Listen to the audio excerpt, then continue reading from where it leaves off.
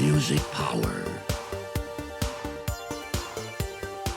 I've been a Capital Radio 604 fan since I was very young, maybe 9 years old. And I immigrated to the United States in the mid-90s, and I heard via the grapevine in 1996 that Capital Radio had been closed down. So I immediately bought the domain name and put up one picture, and the fans grew from there. People sent me stuff from far and wide, got pictures, videos, photo albums, magazines, newspaper clippings, and even recordings of shows from the studio. And one day I was talking to a friend of mine called Michael Jones and started telling him the story about this amazing radio station, what it had done, how it had fought against apartheid by telling the real news, playing the band music like Another Brick in the Wall by Pink Floyd, for example. And I said to him that I'd love to make a documentary, but of course I'm not a documentary maker, I'm not a filmmaker. I am an IT person, a technical person. So I didn't really know how to do it, but I thought I'm just going to do it. My friend ran a one-man production company called Q Storm Productions, and so he showed me the ropes. We started, our very first interview was Anthony Duke, who was one of the founding members of the station. He and his daughter Lulu flew out to Philadelphia. We did long interviews, and he was the first. So that was 5 years ago now, or almost 6 years ago. And because this was a self-funded venture, it was slow because this was a part-time project and it wasn't free. It cost money. To hire camera people and to fly around and do interviews. So it had to go slow, which is why it took 5 years in total.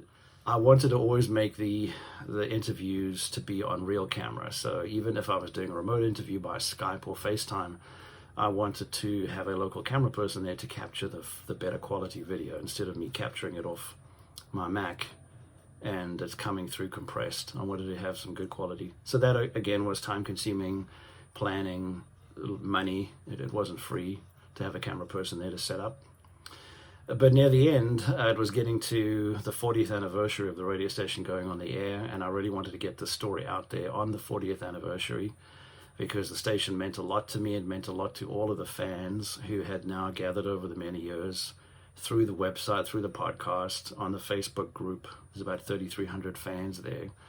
And I wanted to make sure that I did proud by the station and got their story out by the 26th of December, 2019.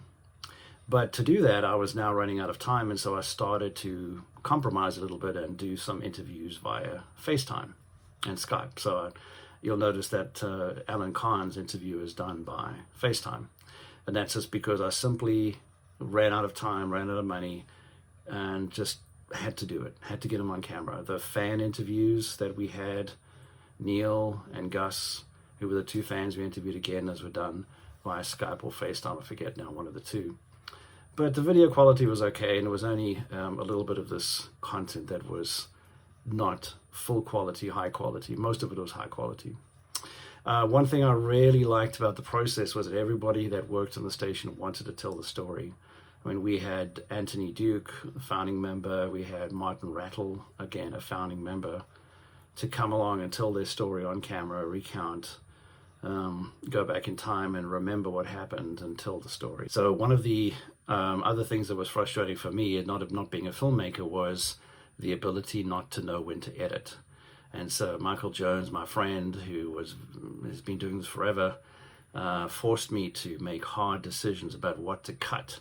And there were some amazing things I had to cut out, amazing things people told me on camera that were great stories, but slowed down the flow of the storytelling, or maybe were not as relevant as they should be. They were just a nice anecdote.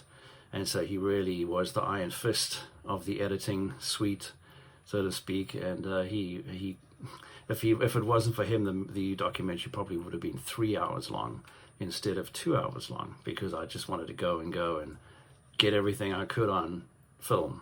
It was a frustrating process for me, but it was a rewarding one because I got to tell the story of this amazing station, and I felt that if I didn't tell the story, it would be lost time, and there would just be rumors and speculation about what happened. Why did the signal not work?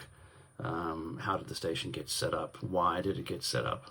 I wanted to have all of that on film, or in this case in video, and I want it to be kept so people can see it in the future, even after I'm gone and all the people who worked on the station are gone. So there will be a copy of this video, this documentary around, so people can look at it and remember the station and know the true story of the station.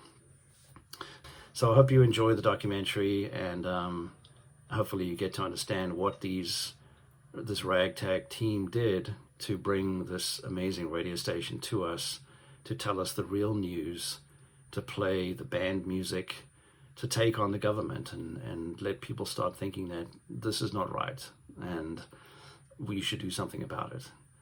And also just in the process, changing the whole way that radio was done professionally in South Africa.